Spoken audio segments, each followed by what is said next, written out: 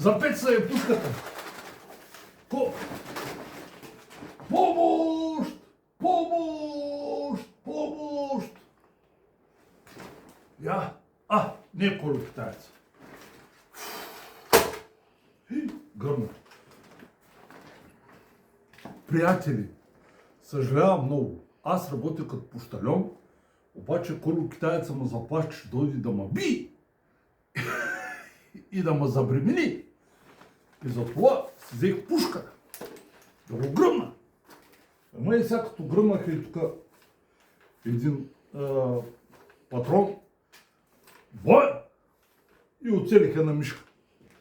И сега трябва да влизам в затвора за мишка, защото в Австрия са съди всеки за муха могат да вкарат в затвора. Така. И тъй съм тук, трябва да раздам почтата и да видя писмата за кого са. Така. Писма. Аз раздавам писма. Имаме писмо за Златан Лъжеца.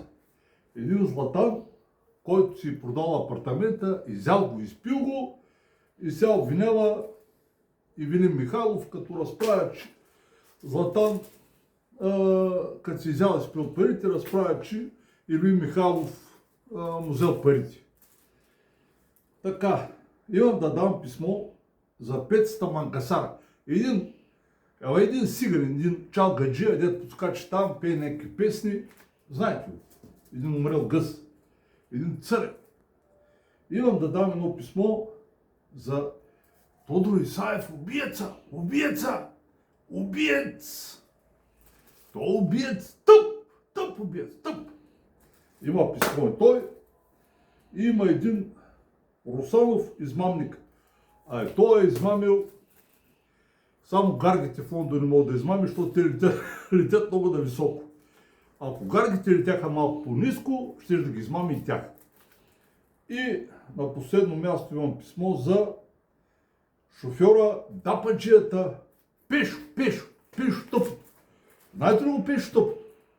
Как не го знаете? Пешо Тъпото избягал, защото хора като Киро Брейка и Колю Китаеца го били на времето, 90-те години, и го рендосвали и той избяга. Избяга чак в Торвей.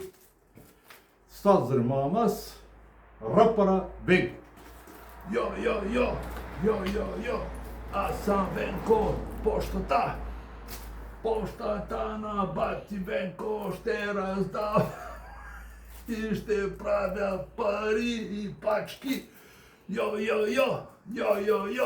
аз съм Венко, тъпото.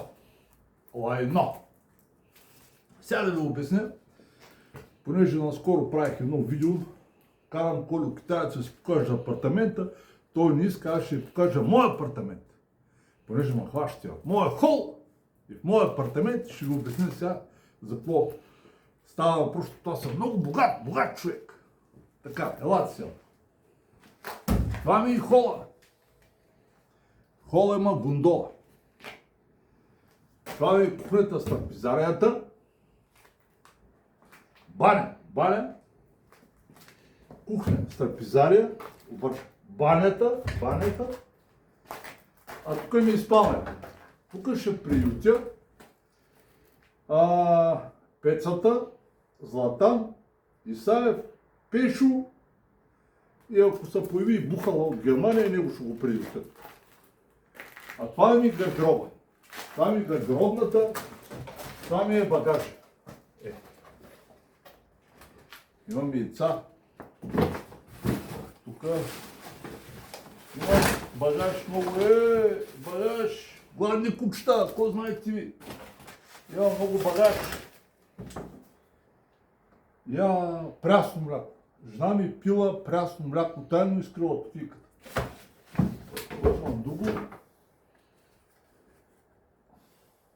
Red Bull. Той от нова година, дето празнувахме нова година. И това е тубичка с ракия, която изпихме онзи ден. Остана само тубичка.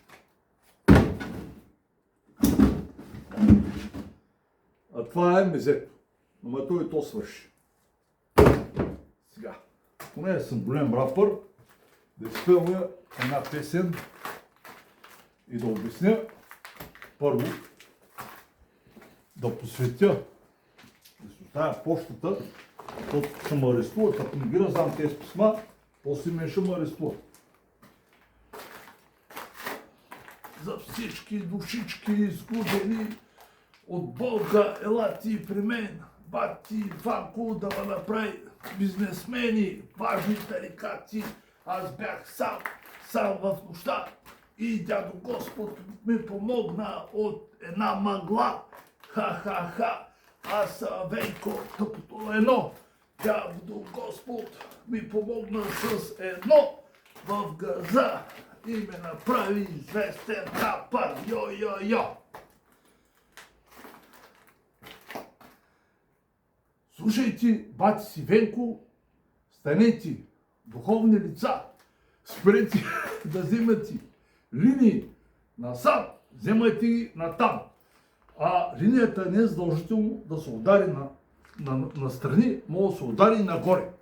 Аз, например, бати Венко, удрям линията нагоре и ми е много добре и се чувствам прекрасно. Йо-йо-йо! Китайца, чакай. Китайца приближава, китайца.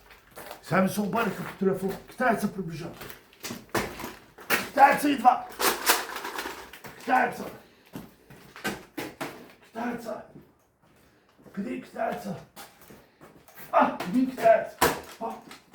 Свали го! Този китаец! Удари го! Трети китаец! Първе граната! За родину!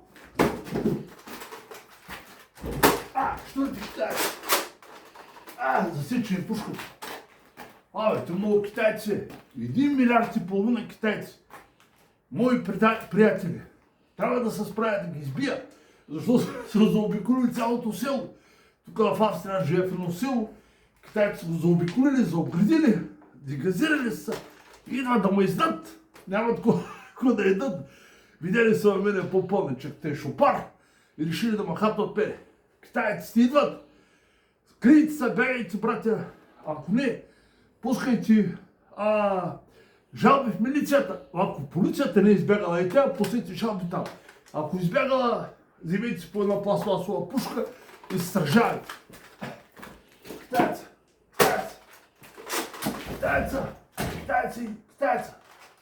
Засече. Трябва да бягат. Айде, ще минем в другото видео. Чао!